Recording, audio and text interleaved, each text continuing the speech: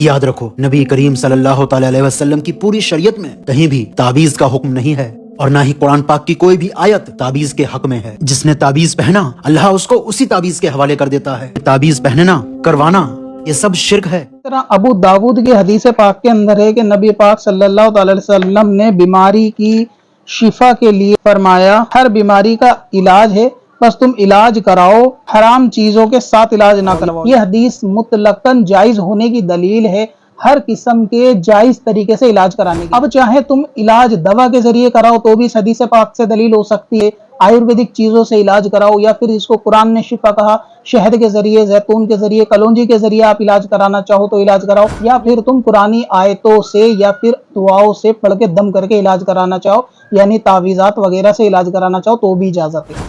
اللہ تبارک و تعالی نے سورہ فاتحہ کے بارے میں شفا فرمایا کہ یہ مکمل سورہ شفا ہے۔ نبی پاک نے فرمایا کہ یہ کلمات اپنے بچوں کو سکھاؤ، لیکن صحابی فرماتے ہیں کہ جو بچے چھوٹے ہوا کرتے تھے اور وہ اس دعا کو یاد نہیں کر پاتے تھے، ان کو کاغذ پر لکھ کر وہ بچے کے گلے میں ڈال دیا کرتے تھے۔ اب سوال یہ ہے کہ صحابی کا یہ عمل کہ قرآنی آیت کو لکھ کر گلے میں ڈالیں، ان کو یہ چیز معلوم نہیں تھی کہ گلے میں لٹکانے کو تو نبی پاک نے حرام اور شرک قرار دیا ہے، تو کیا یہ شرک ہے یا نہیں؟ سکندر وارسی اباؤٹ تعویذ پہننا یوٹیوب پہ ٹائپ کریں اور آپ کو یہ تھمبنیل کی ویڈیو مل جائے گی، وہاں آپ کو مکمل جواب جو ہے وہ مل جائے گا۔